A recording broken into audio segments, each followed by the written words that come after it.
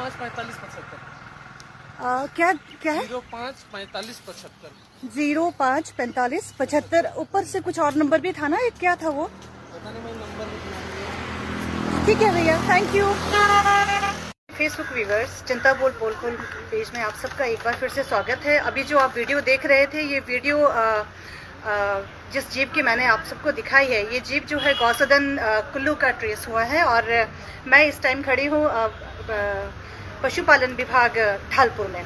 तो मेरे Facebook viewers, तो ये वो जीप था जिसे गौसदन द्वारा छोड़ा गया था और ये ट्रेस हो गया है। और इसे ट्रेस होने के बाद हम यहाँ डिपार्टमेंट में आए और यहाँ से कुछ जानकारियाँ हमने जुटाई हैं, जैसा कि मैं आज तक आप सबको दिखाती आ रही हूँ कि किस तरह से गैर जिम्मेदार ये कुल्लू गौसदन जो है इस जीवों को सड़कों पर इस तरह से मरने के लिए छोड़ देते हैं। और ये जो जीव भटक रहा था, ये एक छोटा सा बछड़ा था, ये ज़्यादा बड़ा भी नहीं था। और ये बहुत ही एक इस हालत में था, सड़क पे ठीक से ये चल भी नहीं पा रहा था और गाड़ियों से डर रहा था। और मुझे डर था कि ये कहीं किसी दुर्घटना में ना आ जाए और इसके साथ कोई दुर्घटना ना हो जाए। तो मेरे फेसबुक व्यूवर्स, मैं आप सबसे ये आग्रह करती हूँ कि आप सब भी जितने भी इस तरह के टैग लगे हुए जीप देखते हैं, तो कम से कम उनको ट्रेस करवाने की कोशिश कीजिए, जैसा कि मैं आप सबको आज तक कहती आ रही हूँ। और यहाँ से आज मुझे ये जानकारी मिली है इस विभाग से कि इस टाइम कुल्लू गौसदन में जो लंका बेकर गौसदन है, यहाँ पे इनके पास 114 जीव हैं। और बहुत हैरानी की बात ये है कि इन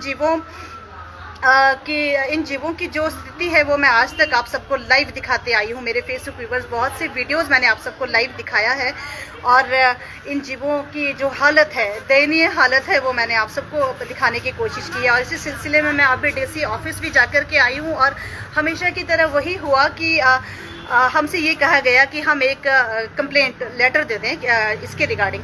तो आज तक 2018 से लेकर मतलब ना जाने हम कितने लेटर दे चुके हैं इस गौसदन के गैर जिम्मेदार हरकतों को लेकर के और इन जीवों के साथ हो रहे अन्याय को लेकर के, और आज तक उस पर कोई कार्रवाई नहीं हुई है।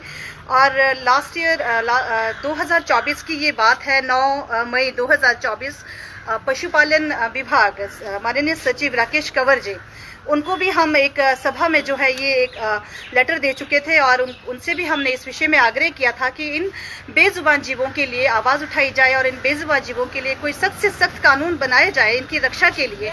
किस तरह से इन जीवों के साथ अन्याय हो रहा है। तो मेरे फेसबुक व्यूवर्स, मैं आप सबसे ये उम्मीद करती हूँ कि मुझे नहीं लगता कि शासन और प्रशासन इस विषय को लेकर के सोच रहे हैं और इस विषय के बारे में वो चाहते हैं कि कुछ करें। मतलब आज तक जो हुआ है ये सब देखते हुए मुझे ये लगता है कि वो शासन और प्रशासन भी उनका भी इस विषय को लेकर के कोई कुछ करने का इरादा नहीं है। अगर होता तो शायद ये इन जीवों की हालत बद से बदतर 2018 से लेकर के मेरे जितने भी वीडियोस हैं, जो भी मैंने आज तक अपडेट आपको दिया है, वो हालत मतलब कि बिगड़ते गए हैं, सुधरे नहीं हैं मेरे फेसबुक व्यूवर्स। तो कोई बात नहीं, एक और एप्लीकेशन हम डीसी कुल्लू को दे देंगे और देखते हैं इसके बाद डीसी कुल्लू क्या कार्रवाई इस पर करते हैं और इन जीवों के साथ न्याय हो पाता है या नहीं।